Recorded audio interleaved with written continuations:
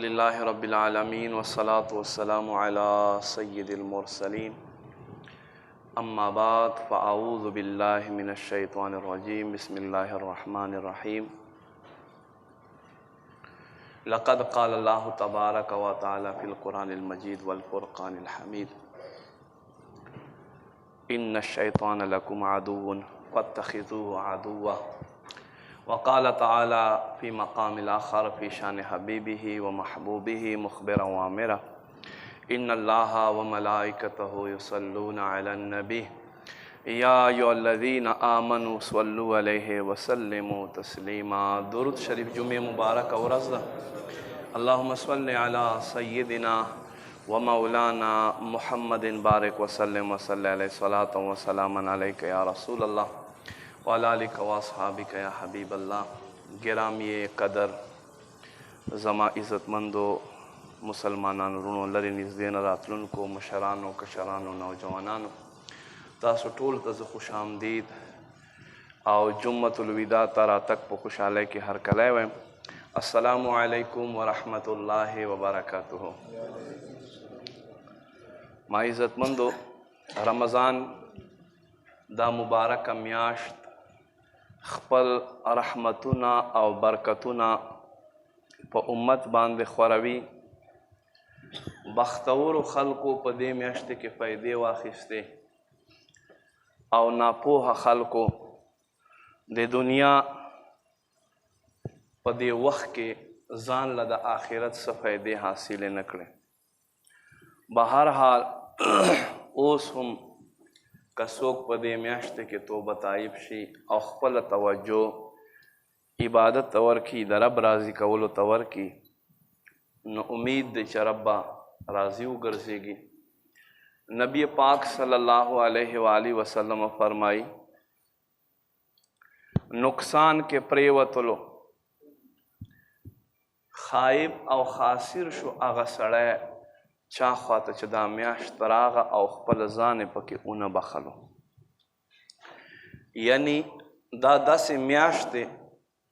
चपदे के हर तरफ तद अल्लाह ल जानिब रहमतुन और बरकतुन और बारानु नवी और चपदे के हम यो सड़े खपल ज़ान उन बखीन यकीन अंदाद द नफ्स ल जहता कोताईदा। ज़मुंगा जुमातुना प शुरू के ढेर आबाद वी इबादत खलक शौक सर कवी खो बस बे इंसान दे स्तड़श नो इबादत हम आगा कवल पकार दे चे लगातार भी और स्तड़ा नहीं पके पदे बांधे मुंगा यो बयान हम कड़ा पदे रोजा के और ब्या इबादत के रुकावटुना दे जुमेना गमख के जुमा के मुंगा पदे बांधे बयान कड़ा चे मुंगा इबादत के मुंगता रुकावट से शई मसला से शई ओस नन जमुंग बयान चदे आगा रमज़ान न मुंगा सज दकड़ पदे म्याश्ते के और मख के मुंग तस कवल पकार दे। अल्लाह रब्बे करीम फरमाई इन्न शैतान लकुम अदुव्वुन बेशक शैतान दस्तासु दुश्मन दे। सूरह फातिर आयत नंबर 6 पारा नंबर 22 के अल्लाह फरमाई शैतान दस्तासु दुश्मन दे फरमाई फत्तखिज़ूहु अदुव्वा तासु दे खपल दुश्मन जोड़ के दुश्मन जोड़ के दोस्त मा जोड़ा हुए पगुनियत तालिबीन के राजी योकस शैतान उलिदो शैतान तवाई यो नेक बंदा शैतान उलिदो शैतान तवाई चिम्मा तदा से तरीका वो खाया जज़ता गोंदे जोड़ शमा शैतान हम हैरान करो अगवई तर नन पूरे माना चा दा सवाल न दे कड़ा च कम सवाल तल माना क्या चिम्मा तदा से तरीका दा से यो अमल खा जज़ता पशान शमा भैयाओ बस मा दा सवाल देता ना मा ता अगा तरीका वो खाया चज़ स्ता पशान शमा याद अलरे शैतान द्वशीजुना और तो खैर द्वशीजुना वही बिया बता जमा पशान शे دوه شیزونه څه شی یو یې ورته وي وایي داسې وکړه چې مونځ مه کوه او مونځ کې سستي کوه دا یو عمل دویم که رښتیا وي او که د دروغ وي خو قسمونه خوره یو مونځ مه کوه مونځ کې سستي کوه او یو که د رښتیا وي که د دروغ وي خو قسمونه خوره د سړي ورته وی زه قسم خورمه چې زه به چېرته په ژوند کې مونځ قضا نه کومه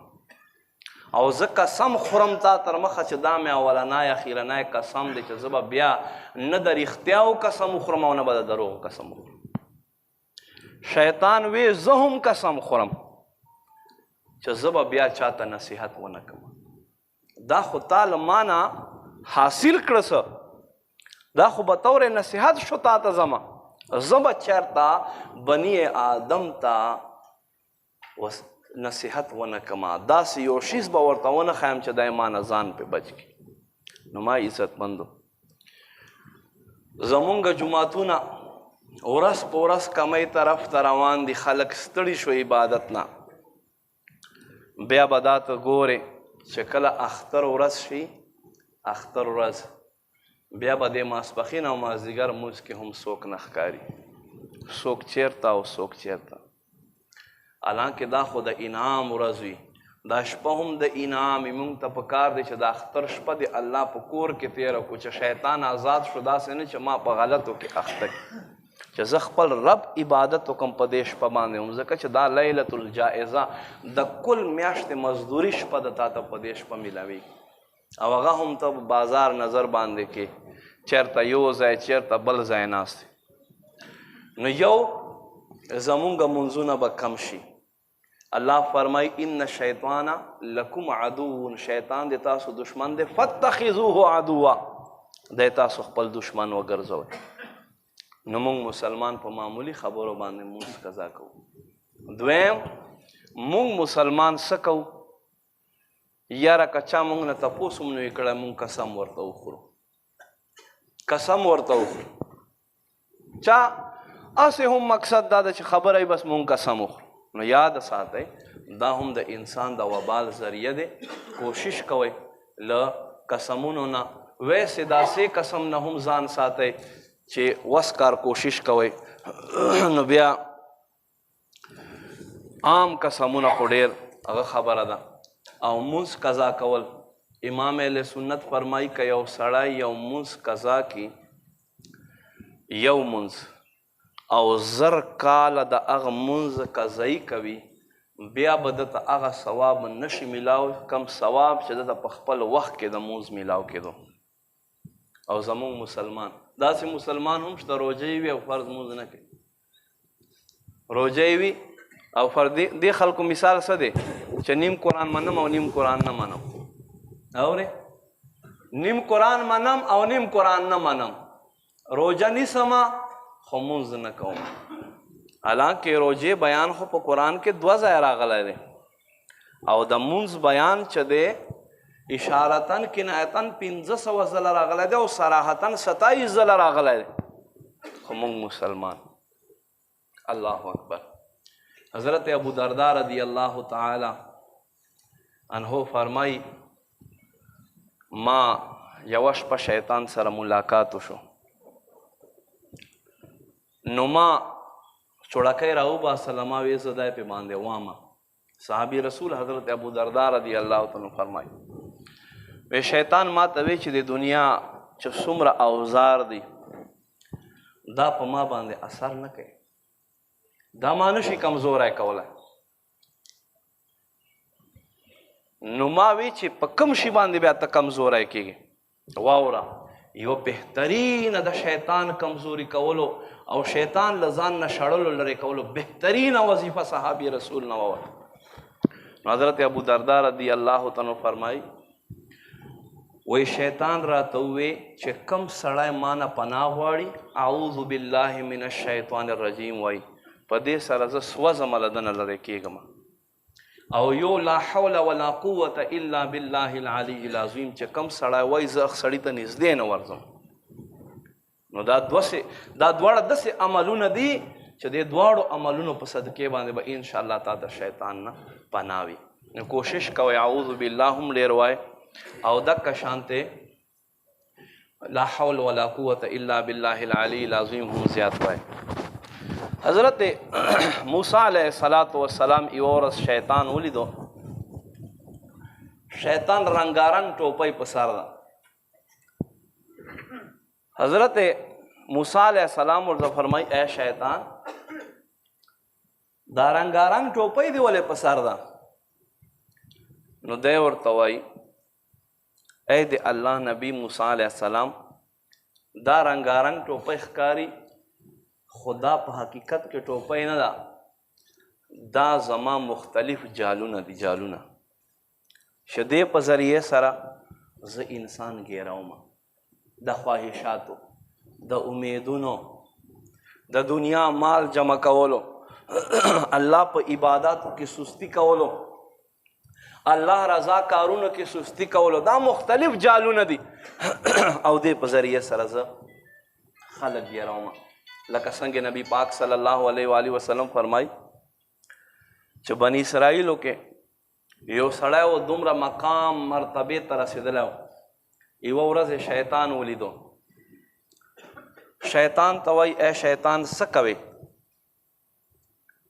شیطان د دریاب په غاړه ناست یو جال جوړی. وی زم فلانی عابد دپاره یو جال جوړومه او د دنیا خواهشاتو، د دنیا امیدونه او په دې باندې بیا راګیروم چې اخره خاتمه یې په کفر باندې وشي. شیطان په لاس کې یو رجسټر و. وایي دا رجسټر دی څه دی؟ وایي په دې کې ما سره د خلکو مرګونو ټایمونه لیکلي دي.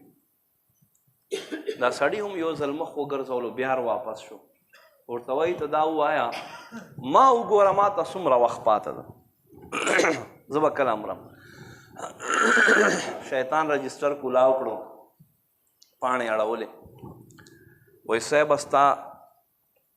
ستا 40 کاله ژوند پاته دی نور. بس دی چې روان شو سوچ کوي چې دومره عبادتونه دې وکړو او دا جمعي سختې شپې تا په عباداتو تېرې کړه او 40 کاله تعالی ژوند نور پاتې. راشه 20 کاله دنیا کې وګرځه، دنیا نه خوندونه والا، بیا به دا 20 کاله په عبادت کې تېر کړې. زما عزتمند بچه څنګه دی دنیا ته راووتو، دین، جماعت، مدرسه، پرهیزګاري، نیکی، تقوا هر څه یې پرېښو. نو په دې وخت کې چې دی ګناهو کې مکمل ډوب شو، اسرائیل علیه السلام ورته حاضر شو. دی وایي نه ما خو لا عمر پاته دی 40 کاله. وایي تا ته چا وی؟ وایي ما ته شیطان وي. وایي تا ته پته نه چې شیطان خو د بني آدم دشمن دی، چاته هم ښه خبره خو نه کوي، هغه څوک هم خوشحاله خو نه ساتي. په دې کې شیطان حاضر شو. شیطان ورته وایي اوی بدبختیا دا جال مې کم چې جوړولو دا مې ستا دپاره د دنیا خواهشاتو جال جوړولو، دا د بل چا نه و.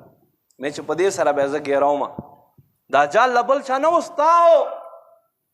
مې چې دی دا څومره نیکۍ چې کړي دا ټولې زه برباد یې کم، ګناه ته را دننه کمه. نو را مې اوسې د ګناهونو په بازار کې مې ودرولې، اوس په له دنیا نه تش دی. نو یقینا ما عزتمندو قدرمندو قرآن وای ان الشیطان لکم عدو فاتخذوه عدوا. شیطان د ستاسو دشمن دی، تاسو یې هم دشمن وګرځوئ. کله هم چې مونږ دا خبر په زړه کې کېنوله یقینا بیا به مونږ معاملات صحیح شي چې دا خبره چې شیطان زما دشمن دی او رب فرمایي ما ته چې تی هم دشمن وګرځو. قرآن کې الله فرمایي د شیطان اوس نه په قرآن کې 1400 کاله مخکې د شیطان عذر بیان شوی دی. کله چې جهنمیان جهنم ته ځي نو دوی به وایي یا رب مونږ باندې خدا کارونه شیطان کړي دي. شیطان به وایي یا رب ته ګواه ما په دوی دا کارونه نه دي کړي، دا کارونه ما نه دي پې کړي، ما خو صرف دوی ته دعوت ورکړی د نور خو به دوی خپله منډې راوهلې. لکه اوس مثال کے طور پر دین پروګرام وي، مدرسه کې چېرته جلسه وي یا میلاد شریف پروګرام وي، هغې دپاره مونږ څومره ایډورټایزمنټ کوو، څومره خلکو ته وینا کوو. او څومره ورپاره منیجمنټ کوو خو بیا هم بختور خلک راځي هر سړی نشي راتلی او که دې اډه کې د ډول راواخیسته یو ډنګ دې ورکړو که نه 5 منټو کې به اکثر او دې سر پورې ځای نه وي نو شیطان به وایي یاره ما خو دې کې څه قصور نشته ما دوی ته بلنه کوله نو خو دوی خپله راغلي دي نو بیا به په هغې ورځې عذر نه وي په هغې ورځې باندې به تا سره دا نه وي چې وستا په ځای به شیطان وایي یاره به زه ترې بري یم ما دوی ته صرف بلنه کړې ده نور دوی خپله راغلي دي اوس ته په خپله ووایه تا ته شیطان ویلی دي چې روژه ونیسه او پسې سمله سهار فرض مونځ مه کوه تا ته شیطان ویلی دي چې ښه روژه خو نیسې خو اوس جمع مونځ ته مه تر باندې دروند راشه کور کې وکړه سمله حالانکې حکم دی ورکعو مع الراکعین رکوع کوونکو سره حکم د واجبو دی او روزانه چې پرېږدوې ګناهګاره یې دی به تا نه تپوس کېږي نو الله فرمایي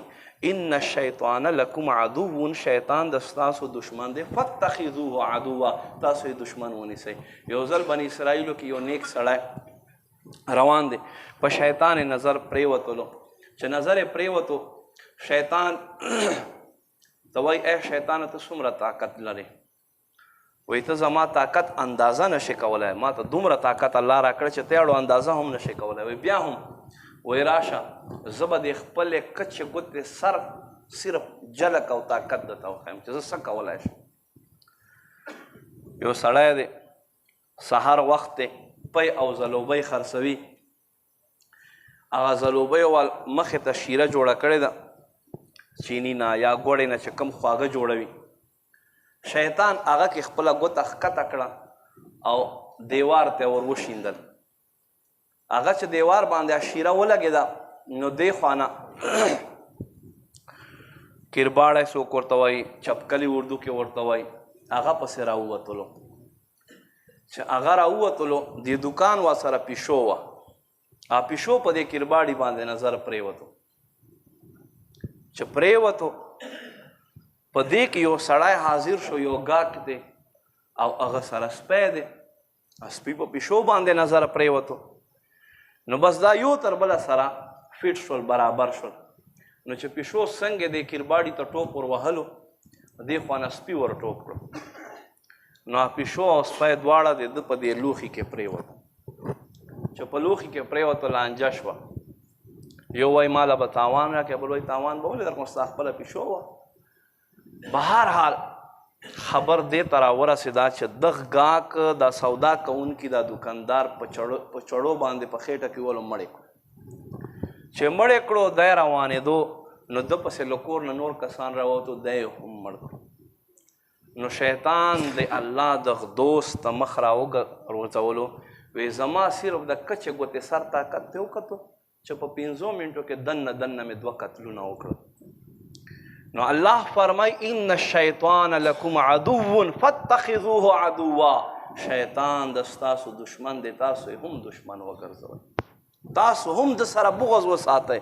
تاسو هم د سره دشمني وساتئ کم کار نه چې تا دی منع کوي هغه کار کوه چې کم کار متعلق تا ته سستی اچوي سستی نه ځان وساته ډېر رمضان شریف کې مونږ ته وسوسې راکوي یاره بس کور کې به تراویح وکړې اودسې به وکړې اودسې به وکړې بیا هغه تراویح هم مونږ نه پاته شي خو که ودې کړې په یو رکات تا ته 1500 نیکۍ میلاو شوې که ودې نه کړې خو محروم شوې یعنی نن 25 رمضان المبارک جمعة الوداع بس رمضان شریف مونږ نه په رخصتې دا دی په دې کې خوش قسمته خلک هغه دي چې چا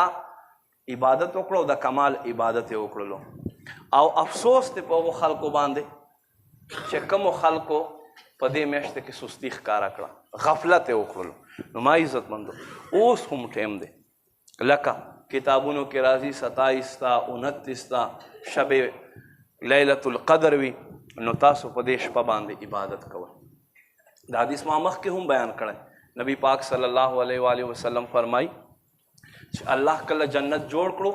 جبریل روغختو جبریل وای یاره به داسې کور جوړ کړی دی چې یو به هم ته اونه خوځي هر یو به ورته راځي الله هغې نه د روژو د منځونو په صورت کې د حج په صورت کې د زکات په صورت کې جال تاو راتاو کړو وایي بیا راشه ویې ګوره چې وې کتو وایي ها ربه داسې کور جوړ کړی مشکله چې څوک را دننه کېږي ورته او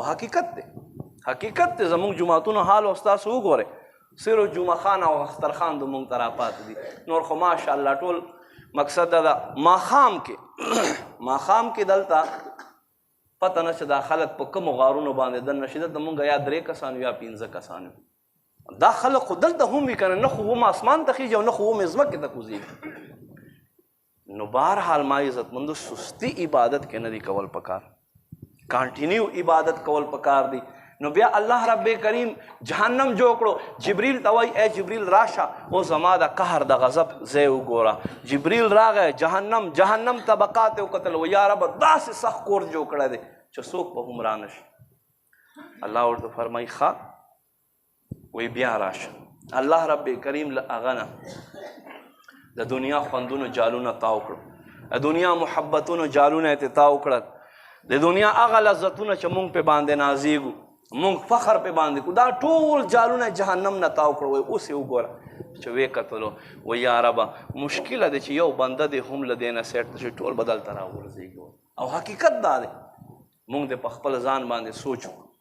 خپل ګریبان ته دی وګورو چې په دې میاشت کې ما څنګه عبادت کړی څنګه مې الله راضي کړی دی چېرته ما له سترګو نه الله په دربار د معمولي ستنې سر کې چې کوم سوره وي دومره اوښکه هم د الله له خوفه تلې ده نو چې په دې میاشت کې تا له سترګو نه الله ته اوښکه توی نه شي نو کله بیا توی وي چې پلار دې وفات شي یا د مور وفات شي یا خو د غم اوښکې یا خو د یرې د الله د یرې اوښکې خو نه وي نو ما عزتمندو په کار دی مونږ مسلمانو ته چې مونږ خپل وخت قیمتي کو خاص کار شیطان چې کولاو شي د اختر په شپه باندې د اختر په ورځ باندې مونږ د ځان سره سوچ کوو چې داسې نه چې زه ټوله میاشت مې د رب راضي کولو کوشش کول او اوس داسې کار وکړم چې ما نه ما رب ناراضه نه شي داسې کار ونه کړمه چې شیطان پې باندې خوشحاله سي او زما رحمان له ما نه خفه شي زما اولاد مالا رب را کړی مالا صحت ما رب را کړی مالا ځواني مالا رب را کړی د دنیا هر نعمت زما مالا رب را کړی او بیا چې زه مقصد دا د اغنا فرمانی کوم حضرت ایوب علیه السلام په انبیاو کې اوږده بیماری مشهوره ده حضرت ایوب علیه السلام ته الله دا دومره اوږده بیماری ولې ورکړله حضرت ایوب علیه السلام ته په زرګاو حساب سره الله زناور څاروي ورکړي او 4 ښځې الله ورله ورکړي اولادونه ورله ورکړي نو شیطان راغی وایي یا ربه دا ایوب خو ځکه صابر او شاکر دی چې ایوب ته خو تا نعمتونه ورکړي دي ته تې واله پته به ولګي او دا حقیقت دی چې کله انسان نه نعمت واخیستلی شي خاص کار دولت او د اولاد په صورت کې بیا سړي صبر پته لګي الله رب کریم آسمان نه اور راښکته کړو څومره څاروي چې وا ټول وسوځېده بچو یې استاد نه سبق وی چت پې راپرېوته ټول هلته ورلاندې شهیدان شول حضرت ایوب علیه السلام ته چې خبر راورسېده وی بس یا ربه زما خو په دې کې څه نه و ما خو په دې کې څه نه و تا راکړي نعمتونه و د ستا مالو تا رانه واخیستل زه په دې باندې راضي یم الله ورته فرمایي اے شیطان اے ابلیس ما ایوب دې وکتو څنګه زما بنده دی نه و یا رب د ځان نه اوس ته امتحان واخله نو الله رب کریم دته بیماری ورکړه نو دلته دا څه خلک اسرائیلیات بیانوي دا یاد وساتئ ډېر په خوږو اوازونو سره چې ایوب علیه السلام بیمار شو بدن کې چونجي وشولو بیا خلکو نه پرېښودلو بیا یې ځنګل کې کېښو یوه ورځ د له خېټې نه یو چونجی بهر روان شوې چې زما خېټه کې تاریزک دی راوینیولو بیا یې هغه خېټه دننه کړو زه تاسو نه تپوس کوم چې دا بیماری ستا او ما کې پیدا شي تا او ما دا خوښو دا خو معیوبه دی عیب دی انبیاو باندې عیب لګول دا کفر دی یاد وساتئ ایوب علیه السلام داسې بیماری نه وه دا اسرائیلیات دي ګورې الله نبیانو ته داسې معیوبه بیماریانې نه لګي ګورې ځکه چې د دوی میشن چې دی هغه تبلیغ دی نو تبلیغ خو به ته هله حال کوله کې چې ته بالکل په معیار پوره یې اوس چې تا په بدن کې دننه بیماري وي تا نه خو به خلک لرې تښتي تا ته خو نږدې نه راځي لکه په کرونا ټایم کې چې بھائی موس کې هلته ودرېږئ نږدې مه میلاوېږئ لاس مه میلاو کوئ بس لرې مه سلام کوئ چې کرونه راغلی وه تاسو ته به یاد وي نو ایوب علیه السلام د الله قدردان نبی ګورې دا یاد وساتئ دا اسرائیلیات مه اورئ الله دله بیماري ورکړه 14 کاله یو قول مطابق 18 کاله نو یوه ورځ دی پروت و یا رب ما دومره بیماري برداشت کړه زه پې باندې راضي یم که ته ماله صحت راکړې نو زه به ستا عبادت وکړم الله رب کریم ورته فرمایي خپلې خپې ووهه خپې یې ووهلې چینه جوړه شوه وایي په دې کې غسل وکړه نو چې په هغې کې غسل وکړلو نو چې په بدن یې کم تکلیف و هغه تکلیف ده د څه شی وړې وړې دانې دي د په بدن باندې دا ګرمۍ چې کومې سپینې دانې وي پې باندې وي هغه ترې لرې شوې چې را روان شو هغه ځینه راووتو بیا مخکې الله ورته وفرمیل ایوب علیه السلام اوس بیا خپله خپه ووهه بیا یې چې خپه ووهله بله چینه جوړه شوه الله رب کریم ورته وفرمیل په دې کې غسل وکړه چې په هغې کې غسل وکړو نو الله رب کریم دوباره دی ځوان کړو دوباره دی ځوان شو نو خبر مو دې پورې کوله چې بنده ته الله رب کریم امتحان علی په څه سره په اولاد سره په مال سره کامل بنده هغه دی چې صبر پې باندې وکړي پې باندې راضي اوسي خپل رب رضا پې باندې ولټوي او چې څوک پې باندې ناراضه شي بیا هغه باندې تکلیفونه نور هم سوا کېږي الله دې موږ ته عمل توفیق نصیب کړي انشاءالله اختر که د بد په ورځې و او